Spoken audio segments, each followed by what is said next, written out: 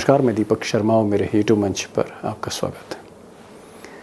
दोस्तों, देश की माया नगरी मुंबई में पैसा ही पैसा है और महाराष्ट्र में नोट ही नोट हैं। इसलिए यहाँ चुनाव जीतने के लिए जोड़ तोड़ और साजिशें भी गहरी रची जाती हैं। अब जिस प्रदेश में चुनाव से ठीक पहले सरेआम एक दिग्गज नेता की हत्या कर दी गई हो, वहाँ बीच चुनाव में किस स्तर पर साजिशें हो रही हैं, किस स्तर पर कॉन्स्पिरेसीज हो रही हैं, आप इसकी कल्पना कर सकते हैं। अब दोस्तों, महाराष्ट्र की सियासत में खिलाड़ी भी कम नहीं है और आज के जो सबसे बड़े खिलाड़ी आज के दौर के वो ये साहब हैं, खिलाड़ियों के खिलाड़ी एकनाथ शिंदे। और इनके जो उस्ताद हैं दिल्ली में बैठे, इनका तो कहना ही क्या। अब आप सोच सकते हैं कि एकनाथ शिंदे जहां हो और उनके पीछे अमित शाह हो, सोचिए आप, तो वहां पर हाल क्या होगा, जमीनी सच्चाई क्या होगी। जमीनी सच्चाई ये है, बड़ी जिम्मेदारी से आपको बता रहा हूं, कि जहां जहां महाविकास अघाड़ी लड़ रही है, महाविकास अघाड़ी मतलब इंडिया लाइंस, महाराष्ट्र में जहां जहां शरद पवार, उद्धव ठाकरे, राहुल गांधी की कांग्रेस जहां जहां लड़ रही है, तो शिंदे साहब खिलाड़ी तो हैं।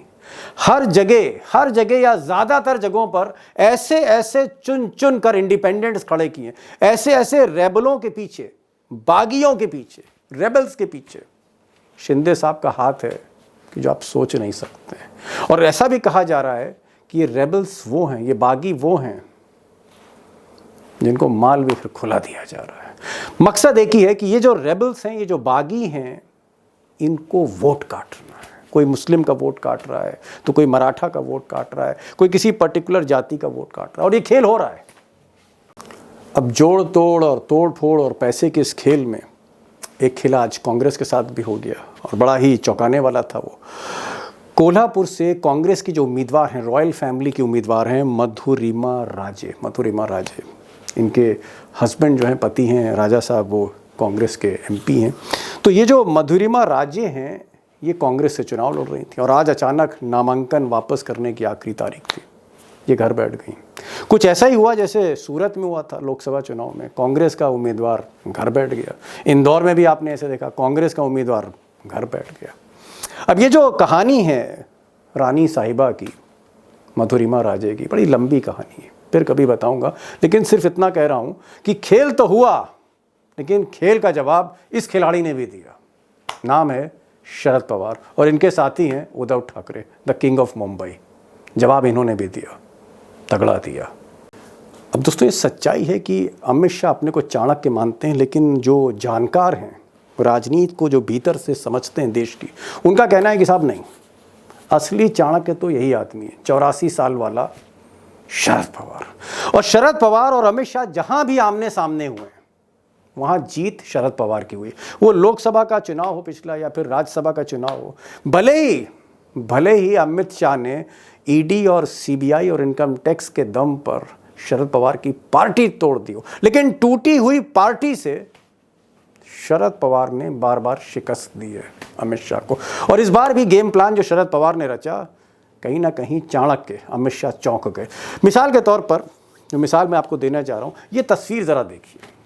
अब ये जो तस्वीर है, ये बड़ी फेमस तस्वीर है महाराष्ट्र में। ये रिजर्वेशन का आंदोलन कर रहे हैं, इनका नाम है मनोज जारंगे पाटिल। मराठवाड़ा जो गढ़ है, विदर्भ से सटा हुआ मराठवाड़ा, वहाँ पर इनकी तूती बोल रही है, रिजर्वेशन का आंदोलन कर रहे हैं। अब इन्होंने, जारंगे साहब ने कहा कि साहब मैं इस चुनाव में मराठवाड़ा से 10-15 उम्मीदवार खड़े करूँगा।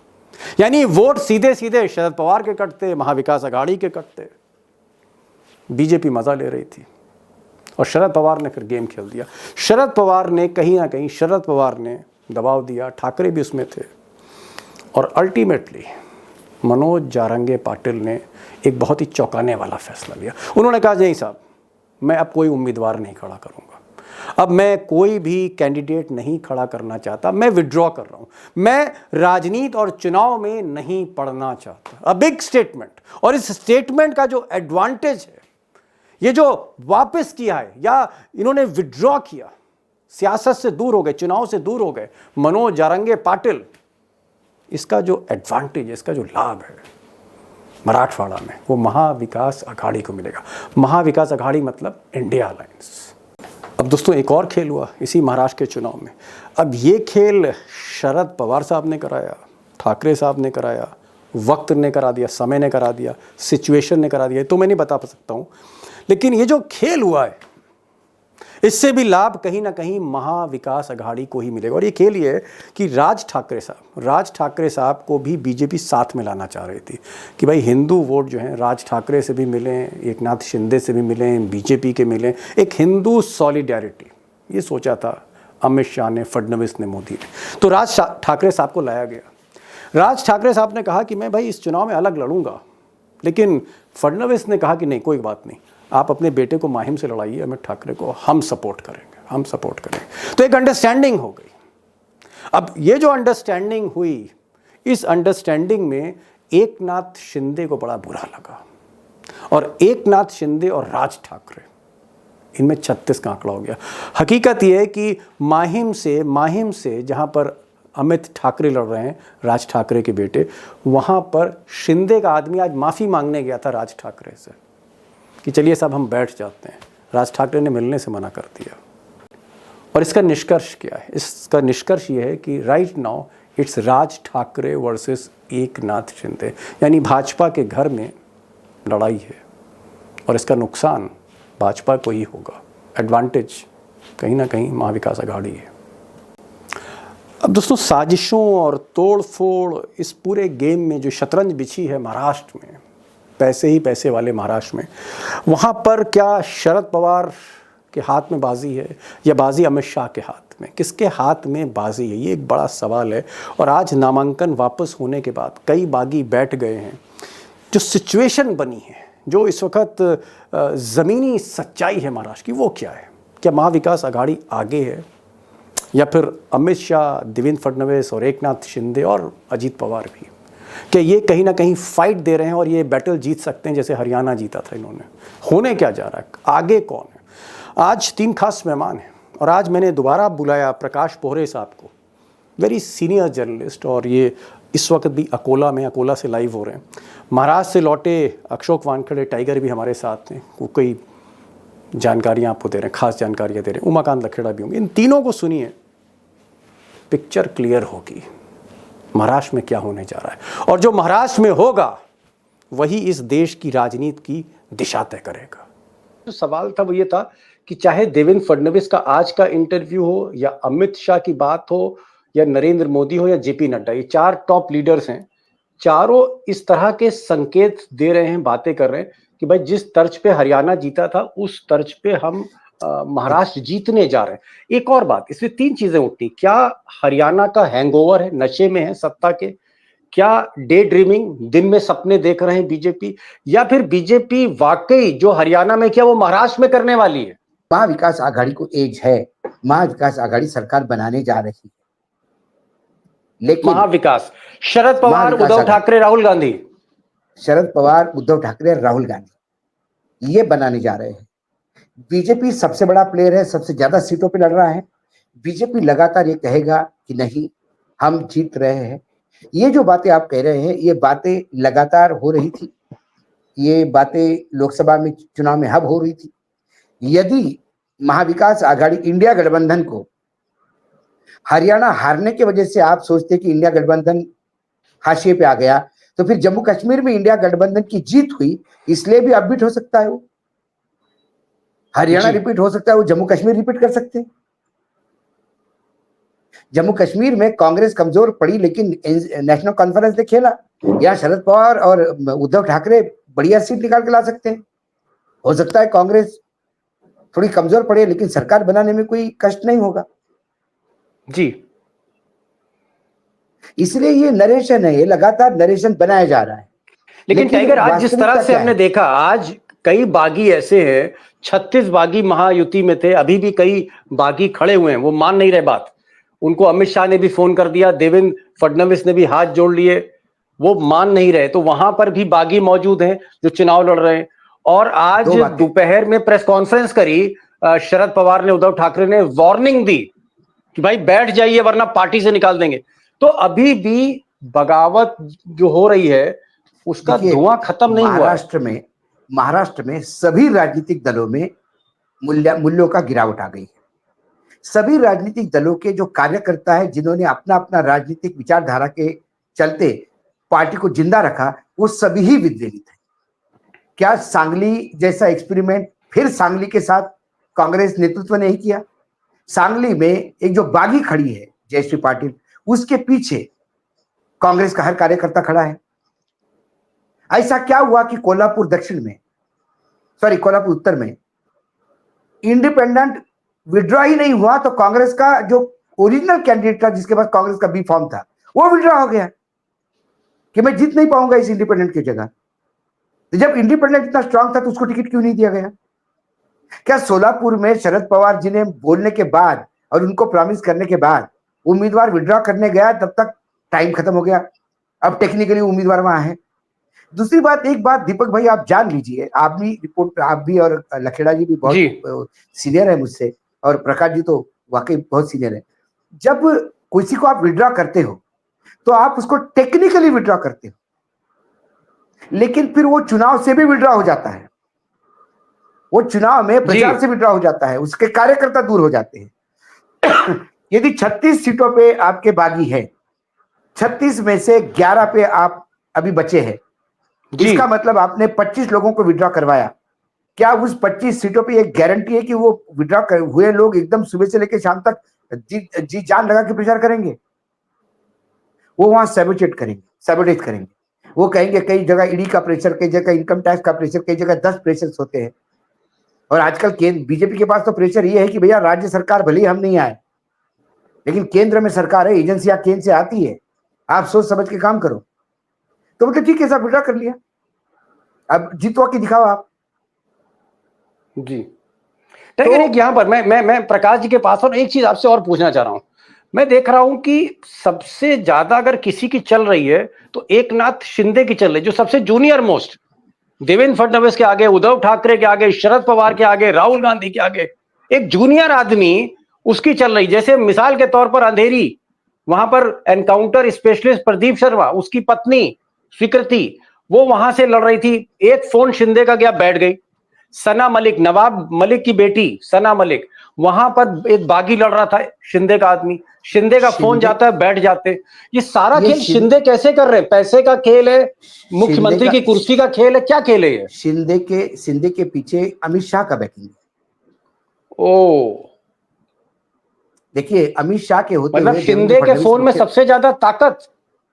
यस, क्योंकि शिंदे जो करवा सकते हैं वो देवेंद्र फडणवीस नहीं करवा सकते आज के डेट में अमित शाह से। आ रहा, मैं प्रकाश जी से पूछना पड़ेगा। भाई प्रकाश जी, आप तो सबसे बुजुर्ग, सबसे एक्सपीरियंस हैं, आपके अखबार के संस्करण हर शहर से निकलते भाई महाराष्ट्र में। मुझे बताइए कि टाइगर कह रहे हैं कि एकनाथ शिंदे आज भी फडणवीस से ज्यादा पावरफुल है, ऐसा कैसे हो सकता है? एक बागी एक दूसरी पार्टी को तोड़कर आया बीजेपी में या बीजेपी के अलायंस में, शिंदे फडणवीस से ज्यादा ताकतवर है। प्रकाश जी, ये सच्चाई है या आपका कुछ और मानना है?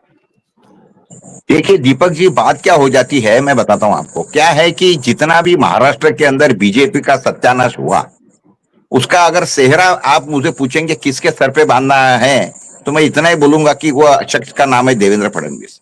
क्योंकि जिस तरीके से इन्होंने सारा किया सत्यानाश, यानी जो सेना, उद्धव की जो सेना तोड़ी, तो इन्होंने तोड़ी, ये शरद पवार की पार्टी तोड़ी, इन्होंने तोड़ी। लेकिन देखिए क्या पार्टी तोड़ने का खेल, पार्टी तोड़ने का खेल कोई भारत के महाराष्ट्र के अंदर पहली बार थोड़ी हुआ है, इसके पहले भी कई बार हुआ। शिवसेना विलासराव देशमुख ने तोड़ के मन से बनाई, क्या किसको पता है कि ये विलासराव ने किया? उसी समय पे शरद पवार के पीछे इन्होंने वो अन्ना हजारे को लगा दिया, लेकिन किसको पता था कि अन्ना हजारे लगा रहा। देखिए क्या है कि करने का तरीका रहता है, लेकिन जिस आदमी को, और कहने का मतलब क्या बोलते हैं हमारे तरफ के, मेंढक फूलना और बैल के जैसा बनना, वैसे कैसे बातें है ये है।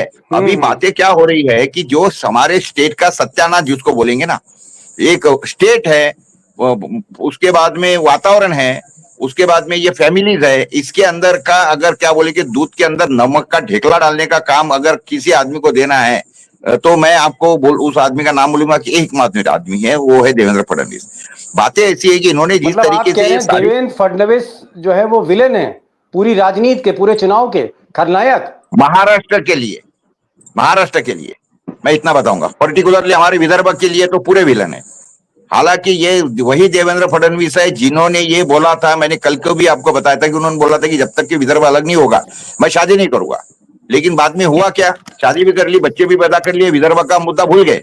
तो क्या है विषय कि ये आदमी ऐसा है, ये आदमी ऐसा है, ये इतना ही नहीं है, इवन हमारे नितिन गडकरी जी ने लिख के दिया है स्टैम्प पेपर पे कि हमारी सरकार अगर आती है बीजेपी। प्रकाश जी देखिए, देखिए आप वाकई टाइगर हैं, और टाइगर तो टाइगर हैं ही। थोड़ा सा दया हमारे चैनल पे करिए, इतना ज्यादा ना बोल दीजिएगा फडणवीस के बारे में कि नोटिस हमें आ जाए।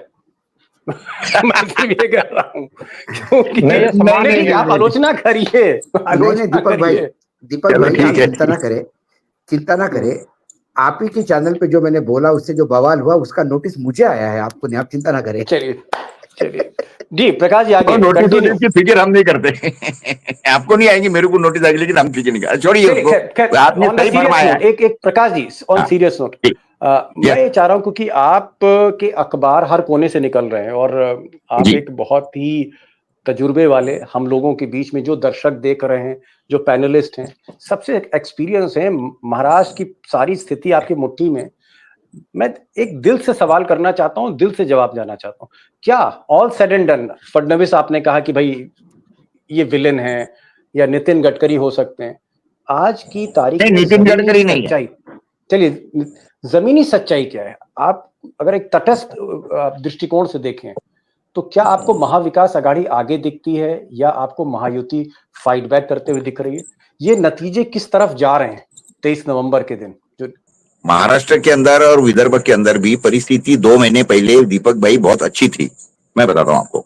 लेकिन बात क्या होगी, बीच में ये लाडली बहना वगैरह जो नौटंकी चली, प्लस ये सीटें डिक्लेयर करने के अंदर जो थोड़ी बहुत देरी हुई, उसके कारण प्रॉब्लम क्या हुआ है कि थोड़ी सिचुएशन बदल गई, लेकिन इतनी नहीं बदल गई। अभी कैसा है कि आज ये पर्चा टोटल क्लियर हो जाएगा, कल सुबह तक के तो टोटल आंकड़े वगैरह आ जाएंगी।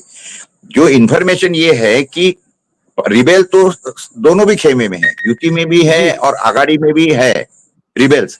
तो लेकिन उसमें एक बात है कि अगर बीजेपी कोई एक का खेल रही है, कार्ड खेल रही है, तो यूटी वाले भी कोई चुप नहीं बैठे हुए हैं। आघाड़ी और यूटी इस तरीके खेल रही है। जैसे अकोला के अंदर देखिए, ये बात तो बिल्कुल तय है कि इन्होंने लोगों के यानी महाविकास आघाड़ी के वोट खाने के लिए एक मन से खड़ा कर दिया फैक्टर और दूसरा वंचित खड़ा कर दिया। अभी अकोले के अंदर का वंचित का जो उम्मीदवार था उसने खुद विड्रॉ करवा लिया। तो ये देखिए, तो कहने का मतलब ऐसा है ना कि ये दोनों भी अपने अपने कार्ड खेल रहे हैं। तो कल शाम तक के तो पोजीशन बिल्कुल एकदम साफ स्पष्ट हो जाएंगे। अकोले का है, उसके बाद में ये हमारे खुद बुल्ढाना के भी है। लेकिन एक बात भी पक्की है कि हिंदुत्व के वोट जो खाने वाले लोग थे, हिंदू वोटों में डिवाइडेशन नहीं होना चाहिए करके बीजेपी वालों ने बहुत ज्यादा मेहनत की है। उन्होंने उनके काफी लोगों को पीछे लिया है। हमारा एक केचे करके था अरे इसका वर्धा में का, तो उसको तो स्पेशल फ्लाइट भेजी, चार्टर फ्लाइट से उसको बुलाए वहां पे, उसको बोले कि तू वापिस ले ले, क्योंकि वो रिबेल था बीजेपी का, पहला वो स्टैंडिंग एमएलए था, तो उसने पीछे करवा लिया। ऐसे बहुत सी जगह के ऊपर ऐसा हुआ है। गढ़चिरौली के अंदर होली करके एक था, होली, तो उसको वापिस करवाने लगाया फॉर्म। तो ये क्या हुआ है इसके अंदर कि अभी हर खेमा, अभी 2 ही खेमे हमारे महाराष्ट्र में मजबूत है, ऐसा समझिए आप, विका यूटी और आघाड़ी। तो ये लोग पक्के लगे हुए हैं कि उनके जो भी रिबेल है, रिबेल वालों को वापस करने लगाओ। तो ये अभी पोजीशन जो है। लेकिन एक बात तो जिसका आपने मुझे प्रश्न किया कि आघाड़ी या यूटी, देखिए आघाड़ी सत्ता में बैठने वाली है, इसके बारे में कोई दिल में शंका पकड़ने की जरूरत नहीं है। लेकिन जैसा पहले 1 साइडेड था, यानी 25-75 वाला विषय था, अभी 40-60 हो गया है, ऐसा समझिए। और यहाँ तक प्रकाश जी आ रहा हूं, मैं दोबारा आ रहा हूं, मेरे जरा लखेड़ा साहब के पास जा रहा हूं। लखेड़ा साहब, भाई प्रकाश जी की बातों को हम अंडरमाइन नहीं कर सकते, इनकी बातों को हम हल्के में नहीं ले सकते। पुराने आदमी हैं, पुराने पत्रकार हैं और बरसों का एक्सपीरियंस है, मतलब पत्रकारिता के शरद पवार मान लीजिए फिलहाल आप इनको। ये कह रहे हैं कि महाविकास आघाड़ी पहले मान लीजिए 75% आगे थी और 25% मोदी जी की टीम आगे थी, लेकिन अब ये जो अंतर है कम हो गया है। शरद पवार, उद्धव ठाकरे, कांग्रेस, इंडिया अलायंस मान लीजिए, वो कह रहे हैं कि 60 पर है और 40 पर बीजेपी यानी महायुति है। 60 और 40 का फर्क है।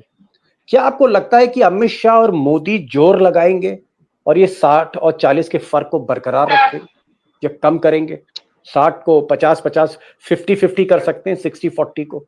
या आपको लगता है कि शरद पवार, उद्धव ठाकरे और राहुल गांधी जोर लगाएंगे और अपनी जीत, अपनी लीड बरकरार रखेंगे? क्योंकि मार्जिन नैरो होता जा रहा है, कम होता जा रहा है अंतर। क्या इस अंतर को अमित शाह पाट सकते हैं खेल से, मोदी और अमित शाह? देखिए दीपक जी, जो बात पुरी साहब बोल रहे हैं वो बात में दम है, इसमें कोई दो राय नहीं है। लेकिन मैं एक बात बता रहा हूं कि हरियाणा में जो उल्टा रिजल्ट निकला वो महाराष्ट्र में उसकी उम्मीद मुझे कम लग रही है। इसलिए लग रही है कम कि महाराष्ट्र में दो बड़े पावर हाउस हैं। शरद पवार एक बड़ा पावर हाउस है और दूसरा पावर हाउस उद्धव ठाकरे है, जो जिनकी आप पॉलिटिक्स को अंडरमाइन अनदेखा नहीं कर सकते हैं, उनके सैनिकों को अनदेखा नहीं कर सकते हैं।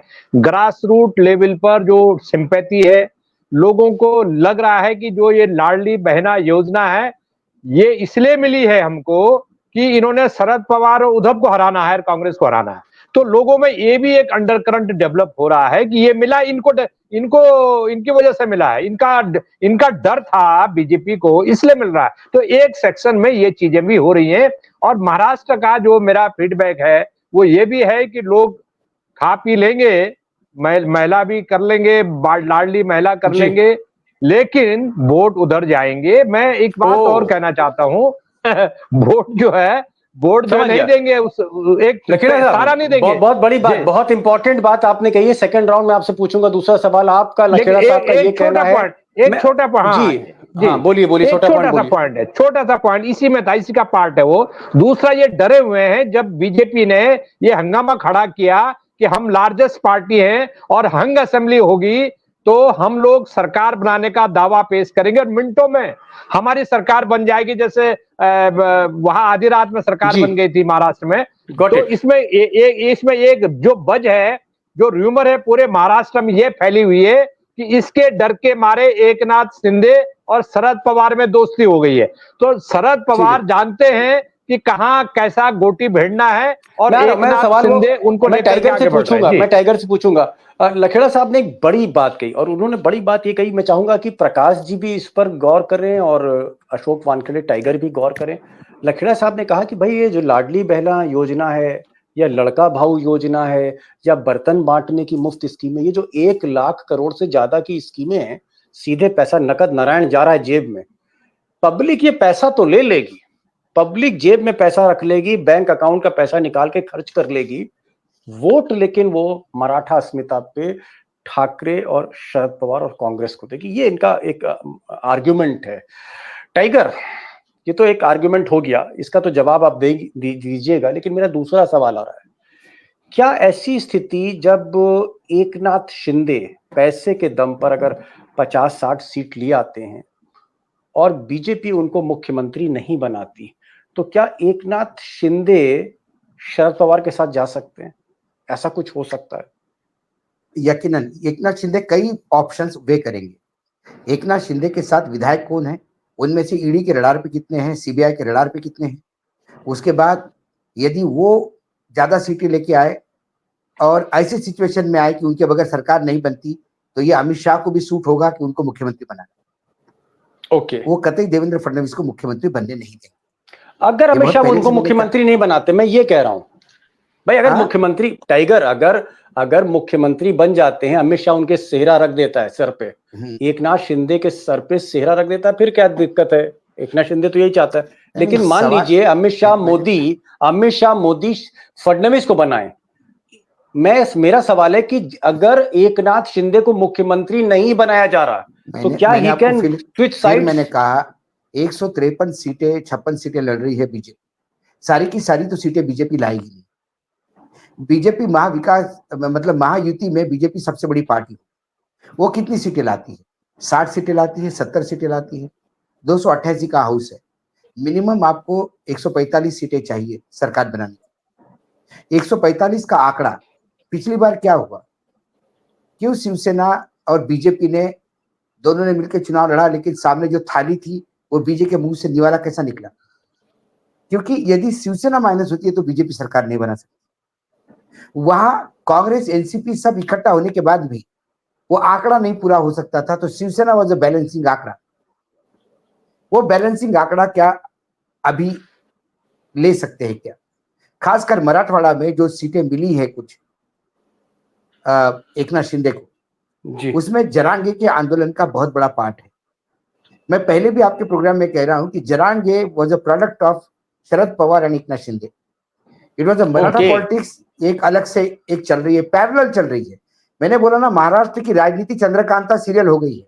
षड्यंत्रों में षड्यंत्र, षड्यंत्रों में षड्यंत्र, पता नहीं पड़ता। आप एक षड्यंत्र को एनालिसिस करेंगे तो वहां से दूसरे का धागा मिलता है। तो वो एक अलग महाराष्ट्र मराठा का आंदोलन चल रहा है। पश्चिम महाराष्ट्र में जो सीटें अलॉटमेंट का और उम्मीदवार देने का है, उसमें सबसे बेहतरीन उम्मीदवार शरद पवार ने दिए हैं। एक आध दो जगह ठीक है गलती की होगी, लेकिन maximum strike rate Sharad Pawar का बढ़िया रहेगा। इन महाविकास आघाड़ी की बात करें तो सबसे घटिया सीटें कांग्रेस ने दी। कांग्रेस ने वही काम किया जो बीजेपी, जो हरियाणा में उन्होंने किया। मुझे प्रकाश भाऊ भी बता रहे थे, मैं प्रकाश भाऊ से अभी कल रात से बात हो रही थी मेरी, तो एक उम्मीदवार जो 6-7 बार हारा, एक उम्मीदवार जिसको पिछली बार 2019 में 24,000 वोट मिले, और वहां 2 इंडिपेंडेंट ऐसे थे जो जिससे ज्यादा वोट मिले, उस उम्मीदवार को फिर रिपीट किया। अभी मराठा कुणबी सेंटिमेंट से कुणबी सेंटिमेंट एक जागृत हो गया है महाराष्ट्र में। यवतमाळ जिला एक कांग्रेस का गढ़ हुआ करता था, वो बीजेपी के हाथ में कांग्रेस से मूर्खतापूर्ण काम से गया।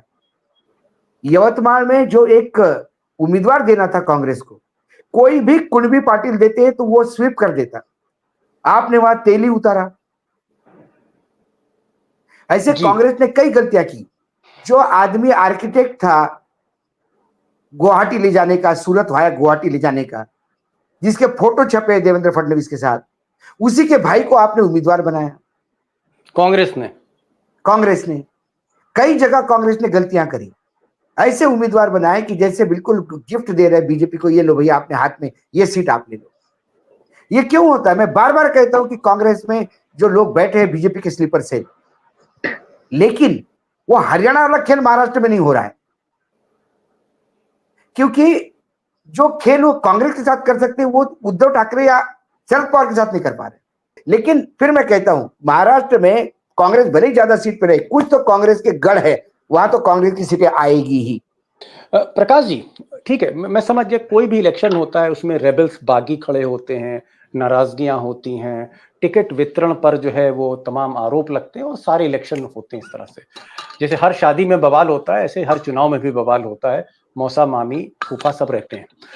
आपसे मैं प्रकाश जी सवाल ये कर रहा हूं कि अगर मैं आपसे कहूं कि शरद पवार का नाम लूं, उद्धव ठाकरे का नाम लूं, राहुल गांधी का नाम लूं, एकनाथ शिंदे का नाम लूं, देवेंद्र फडणवीस का नाम लूं, ये जो 4-5 नाम हैं, जो बड़े बड़े नाम हैं, इनमें कौन सा ऐसा शख्स है जो आपको लगता है कि चुनाव उसके इर्द गिर्द घूम रहा है? इसमें कौन सबसे बड़ा खिलाड़ी है जिसके परफॉर्मेंस से चुनाव की बाजी पलटेगी? वो शरद पवार हैं, वो उद्धव ठाकरे हैं, वो एकनाथ शिंदे हैं, वो राहुल गांधी हैं? किसकी मेहनत रंग लाएगी? कौन ऐसा खिलाड़ी है इन सब में?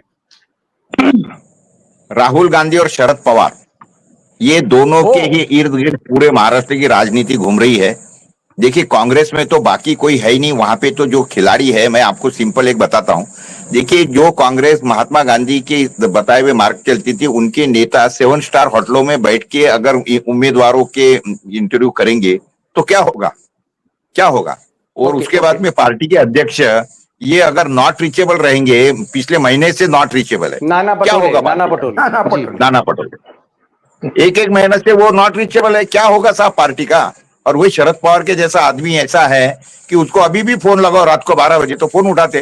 तो इसीलिए तो अशोक भाई ने जो बोला उसके ऊपर से मैं बोलता हूं कि सबसे ज्यादा स्ट्राइक रेट एमपी के इलेक्शन के अंदर भी, यानी क्या बोलते हैं उसको, पार्लियामेंट इलेक्शन के अंदर शरद पवार साहब का 80% का, और इस समय पे भी उसी तरीके से रहेगा, क्योंकि एक एक उम्मीदवार उन्होंने चुन चुन के दिया है। He knows each and every उम्मीदवार पर्सनली। कांग्रेस के जो उम्मीदवार होते हैं वो ऐसे आदमी आते हैं, चन्नी तालाजी आदमी अच्छे, उसके बारे में, लेकिन उनको पता क्या है महाराष्ट्र का? भाई, ही डजंट नो एनीथिंग। उनको ना ज्योग्राफी मालूम है, ना एरिया मालूम है, ना लोग और अंडरकरंट मालूम नहीं है। तो ये जो प्रॉब्लम है, वही है, वही प्रॉब्लम शिवसेना में भी है। उद्धव जी का भी जो प्रॉब्लम है ना, उनके भी फोन नॉट रीचेबल। बाला साहब ठाकरे कभी भी 24 आवर उपलब्ध थे, कभी भी फोन करो उठा देते। विलासराव देशमुख उपलब्ध था, इसीलिए तो बड़े नेता हुए ना। इनके प्रॉब्लम क्या है कि ये फोन बंद करके बैठ जाते, पिए नहीं या पिए के भी उनको बात करो तो हाँ बात करेंगे, बात करवा तो बात ही नहीं करवाए, तो इनको इंफॉर्मेशन देगा कौन सा। तो इसीलिए जो राहुल कांग्रेस की गांधी क्यों दुर्गति हो इंपॉर्टेंट रही है? है आप ना, कह रहे हैं राहुल गांधी भी बहुत इंपॉर्टेंट है। हाँ सवाल ही बस अभी सर पूरा कांग्रेस अगर चल रही है ना, तो राहुल गांधी जिस तरीके से सारे बता रहे हैं, अभी परसों रोज का भी मैंने वीडियो देखा उनका, तो जिस तरीके से वो ग्राउंड रियलिटी में जा रहे हैं, जाने की कोशिश कर रहे हैं। लेकिन प्रॉब्लम क्या है कि उनको आजू बाजू के लोगों ने जो कुछ घेर के रखा है ना, वो भी एक प्रॉब्लम है, वो भी उन्होंने समझना चाहिए। जी जी मैं टाइगर से एक सवाल छोटा सा, फिर मैं लकेड़ा साहब के पास जाऊंगा, समय भी खत्म हो रहा है। प्रकाश साहब कह रहे हैं कि राहुल गांधी जैसी मेहनत चाहिए। राहुल गांधी मेहनत करते, लेकिन उनके नीचे बहुत से लोग मेहनत नहीं करते, ये कह रहे हैं। इस पर आपका रिएक्शन? मैंने क्या कहा, राहुल गांधी एक बेहतरीन शेफ है रेस्टोरेंट के, बहुत अच्छे रसोइया है। वो पसीने में तर होके एक बहुत बेहतरीन डिश बना के बाहर भेजते हैं। ये जो वेटर है परोसने वाले, ये उसमें पानी डाल के परोसते हैं, रास्ते में खा जाते हैं। यदि किसी ने बोल दिया कि ये मेरे को दे दे, तू ठंडा खाना रख तो देते वो दे दो पैसे के लेके। महाराष्ट्र में टिकट बेची है इन लोगों ने। दिल दर्द होता, मैंने कई बार बोला, I feel PT for Rahul Gandhi.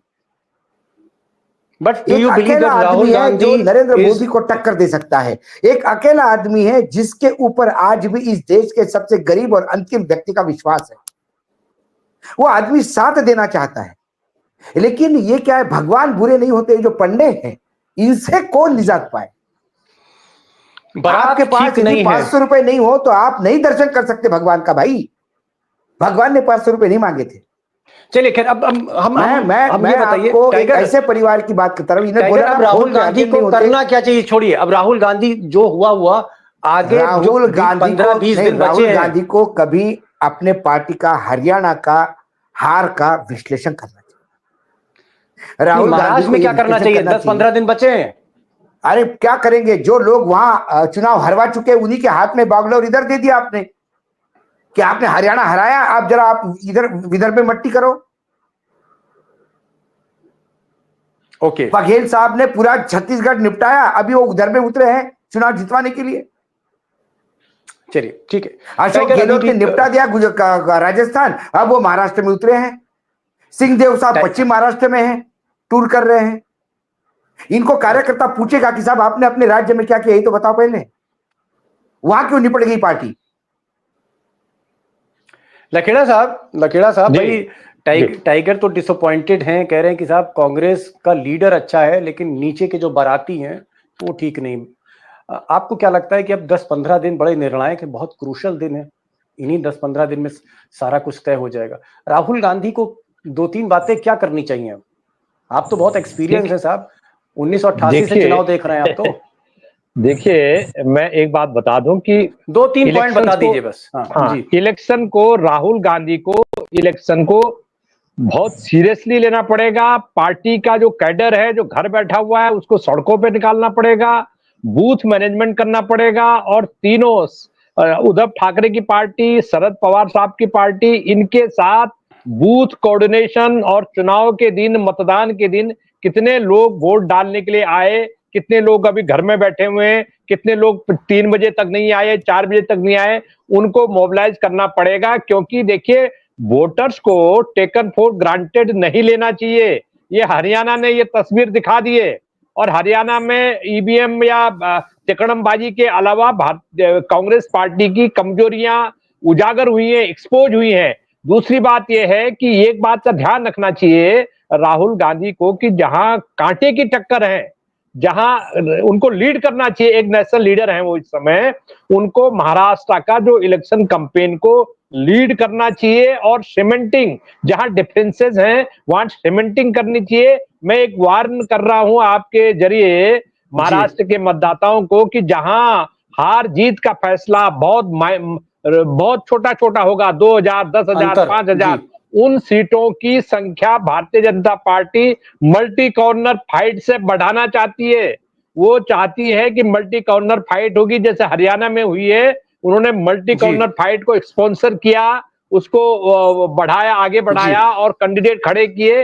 वो मल्टी कॉर्नर फाइट में अगर छोटे छोटे पार्टी और कैंडिडेट अगर कांग्रेस का या एमबीए का वोट काट गए तो भारतीय जनता पार्टी की नजर उसी पर है और भारतीय जनता पार्टी बड़े कैलकुलेटेड ढंग से सबसे बड़ी पार्टी के रूप में उभरना चाहती है। उसको पता है कि पोस्टपोन अलायंस हमारे कंट्रोल में है। समझ तीन खास मेहमान, जिसमें पोहरे साहब, प्रकाश पोहरे साहब सबसे एक्सपीरियंस, इन्होंने आज कहा कि भाई पहले अंतर 75 और 25 का था।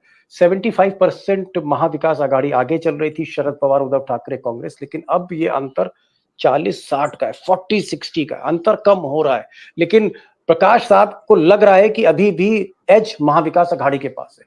टाइगर ने जो एक डिसअपॉइंटमेंट टाइगर को है, टाइगर को जो निराशा है वो ये है, टाइगर का कहना है कि भाई राहुल गांधी एक मेहनती लीडर हैं, राहुल गांधी का कनेक्ट भी अच्छा है, लेकिन जो उनके नीचे बाराती है वो गड़बड़ है, बाराती गड़बड़ है।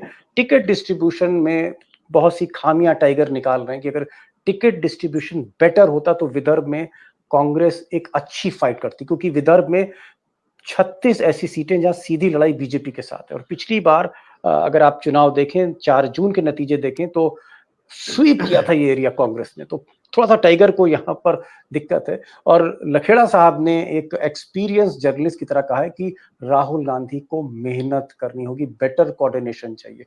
कुल मिलाकर दोस्तों मैं कह सकता हूं कि अंतर जो है हार जीत का कम हो रहा है। आने वाले 15 दिन बहुत निर्णायक होंगे। प्रकाश साहब, प्रकाश आपने डाला, रोशनी कर दी पूरी आपने अपने तथ्यों से।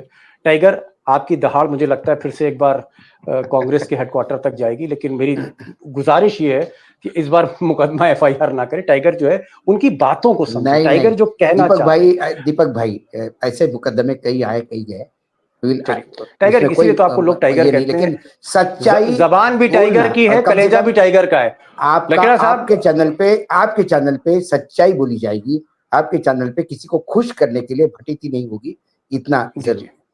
टाइगर सैल्यूट है, आपके इस टेम्परामेंट को सैल्यूट है। और लखेड़ा साहब, आपने जो पर्सपेक्टिव रखा है वो बताता है कि उमाकांत लखेड़ा ना सिर्फ पत्रकार हैं, एक तजुर्बे वाले पत्रकार हैं। 1988 से 2024 तक लगातार प्रोएक्टिव जर्नलिज्म कर रहे हैं। Thank you so much all the guest, thank you so much sir, thank you so much for joining this programme.